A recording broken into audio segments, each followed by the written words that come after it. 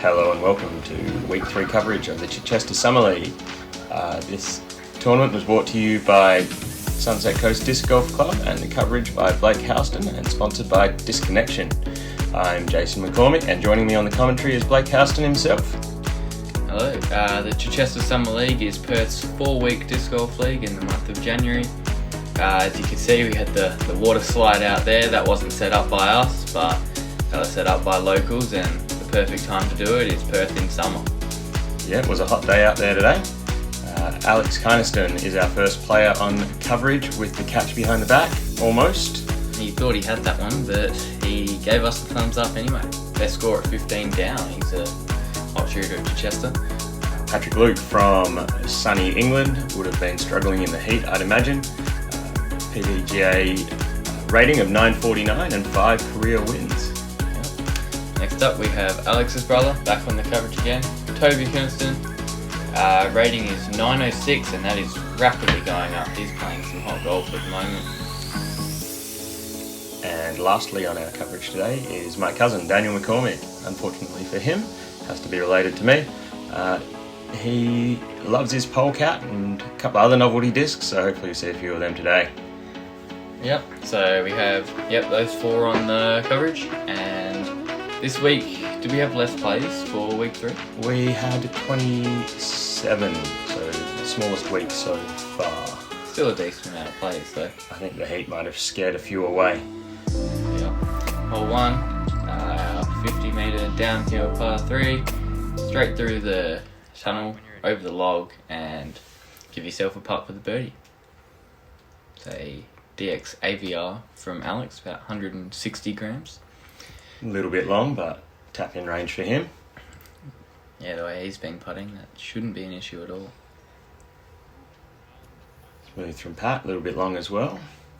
That's in my normal spot. It's a Berg from Dan. First novelty disc that we've seen from him. Yep. It's a do-or-die discs, that one. And a Takapoo from RPM with Toby here. And that had a chance. That was wasn't the right too height. far off.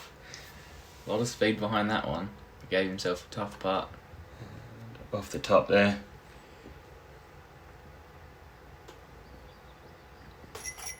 Dan putting with the Crown, one of Reese Velios's own from his bag that Dan stole. Yeah. Pat just wide there for his birdie. Alex lining up his putt here. He's got the sunnies on, and that's in the basket for a 2.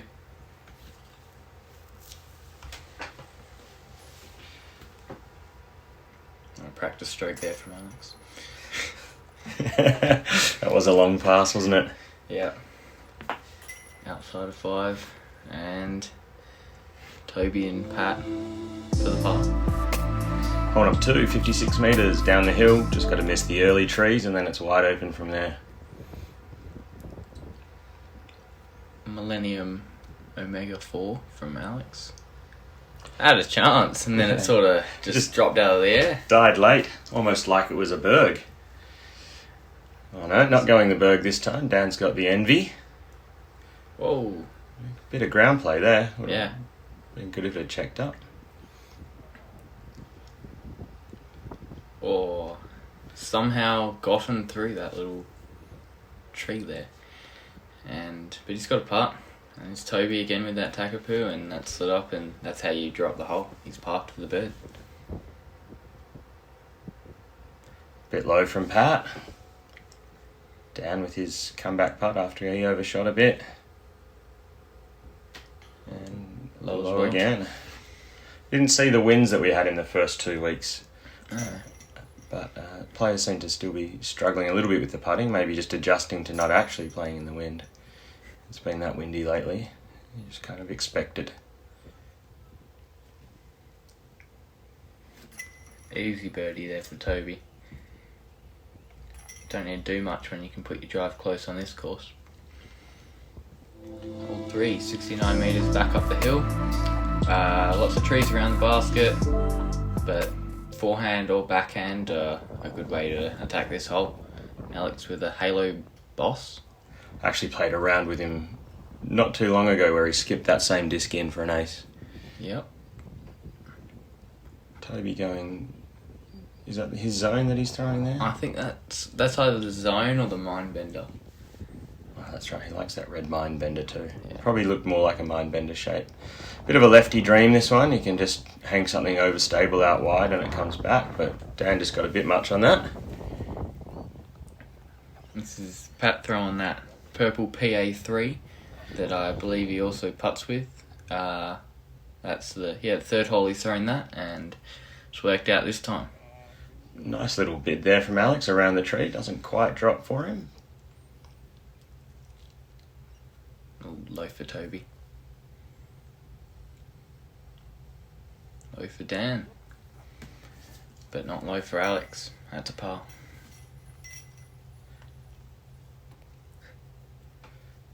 Toby cleaning up for his par.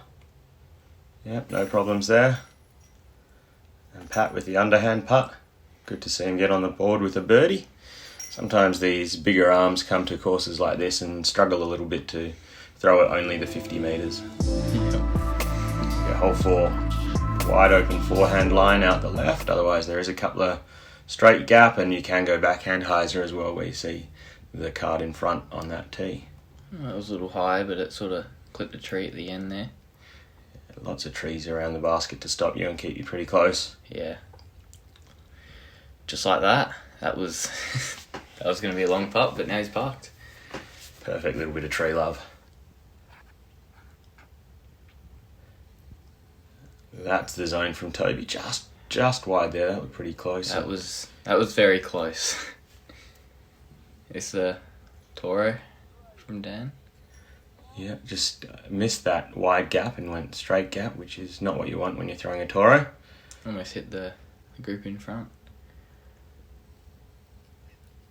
That's down there. Should be able to manage it from there. Toby just wide to the right, bounces off for his birdie, missing his birdie putt. High left for Pat. Alex hasn't got the sunnies on this time and he's facing into the sun. But it doesn't matter. Takes the bird. Good putt. Takes him to 3 down, 3-4. We saw him have a hot start last week as well. He was 8 down through 8. So if he can start like that or similar again, he'll be cruising. So he can get an ace to get himself back to 8 down in this front 9. Yeah. And Toby tapping in there. Hey people, Reese here from Disconnection, and we've got some important news to tell you. We are now the official Australian distributor of Innova Discs. In 2 weeks' time, we're going to have a container load of Innova Discs coming. Not only discs, we're going to have bags, accessories, clothing, you name it, ready to supply it to any club or shop in Australia. And we believe that this is the next stepping stone to growing the sport here in Australia. And just a quick plug, we've got a Discraft drop this week. We've also got our new 2.0 bags. We've just become the official supplier for Ripped Revenge and Showdown. And lastly, we got these new bowling tape bandages which you can wrap around your finger to stop those pesky blisters from coming. We've got hundreds of them in different colors, ready to ship out as soon as possible. I just want to thank everyone who supported us in 2021 and 2022. 2023 is going to be an awesome year. I don't want to keep you hanging. Now sit back and watch the rest of the footage and enjoy yourselves. Cheers, guys. Moving on to hole 5. This hole's actually a little bit downhill, 67 metres. There are a few lines, but the main line is just straight down the tunnel.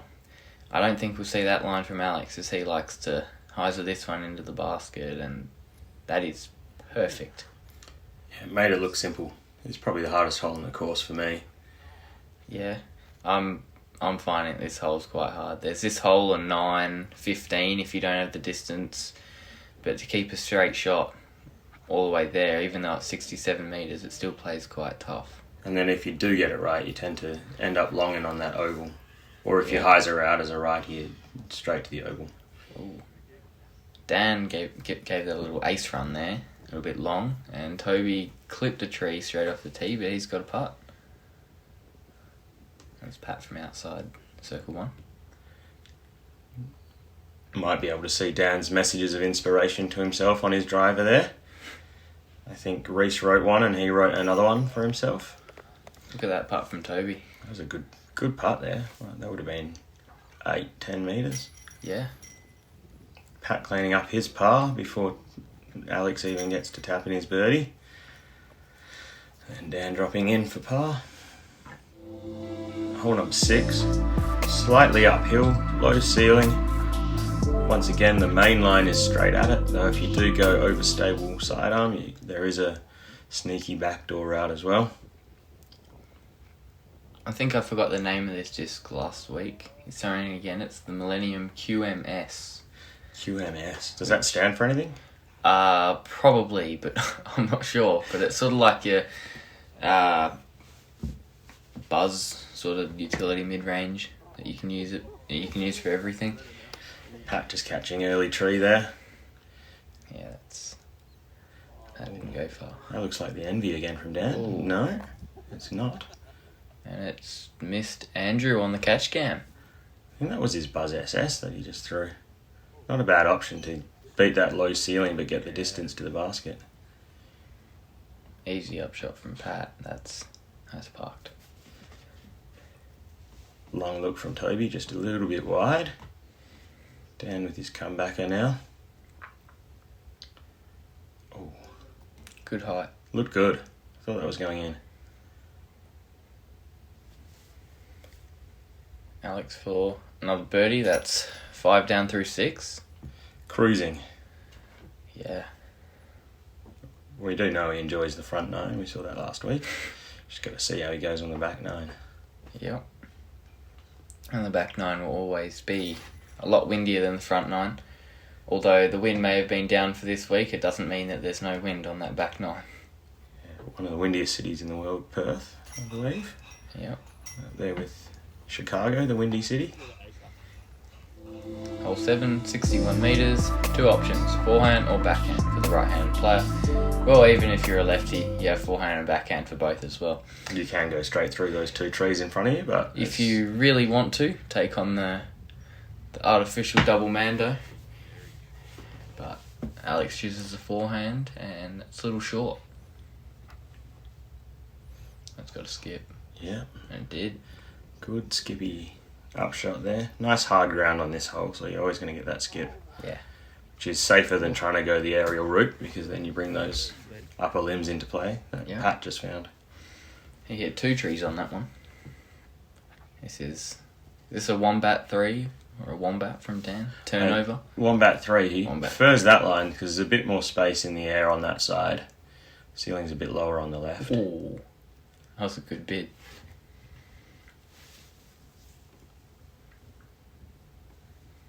Another one, he's perfect height and just missed left, but it looks like it's gone through the basket. Alex probably with his first test of the day on the green. Yeah. Well, this looks like about 10 metres. Oh, no problem. Yeah, easy as. There you go. You see him running that one in, so you know it was a bit of a test because he's actually excited about making it. Pat to clean up his par. Oh no. Just catches right side chains and the basket didn't want to grab it. And it's going to be the first bogey of the day for our card. And you can see Pat there. Oh, that was a bit rough, he's saying. As Alex comes in to give us a little dance. Hole 8, 62 metres up the hill.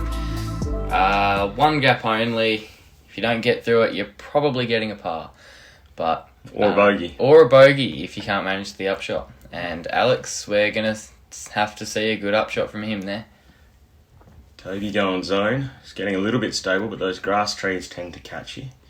There's a couple of lines through them. It looks like he might have found one. Oh, there you go. There's Dan showing off his halo polecat. Yeah, he had to make sure that he had to let us know he's throwing that one. He actually lent that disc to a friend or a friend's girlfriend yesterday, and she sunk about 5 putts from 10 metres with it. And at the end of the round, he said, "You know what? You just keep it." So no longer owns that pink halo polecat. Wow.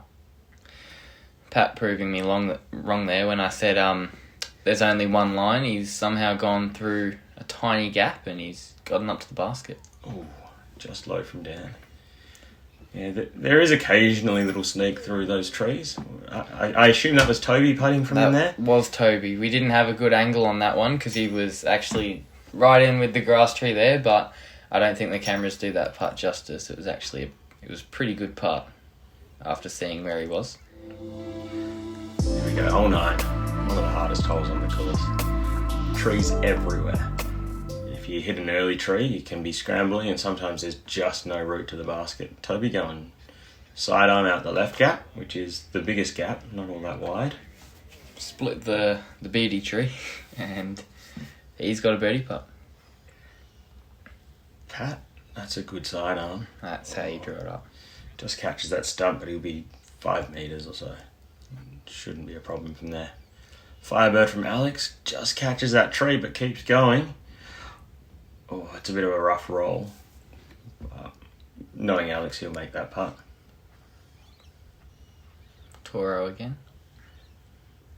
Lefty from Dan.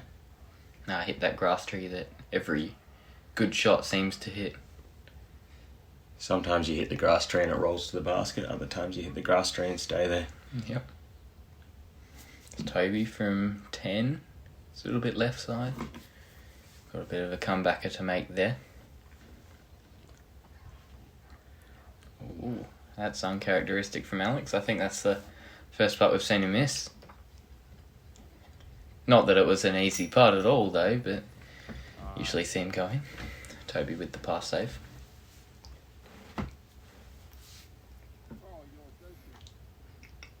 Bit high from Pat, straight over the top and through the tree, and leaves a tester, but cleans it up nicely. Alex taps in his par. Is that a 6 down for Alex on the front 9? It's not bad at all. Yep, good start. Puts him in a good position after his great round last week as well. So Alex 6 down, Dan and Pat at 1 down, and Toby 4 down this week. Having a look at our front 9 results, Alex has got the lead in the experience with a 4-way second tie between Andrew, David Briggs, Matt Beard and Reece Velios. Tanel Amber, if I pronounce that right, winning intermediate at 5 down.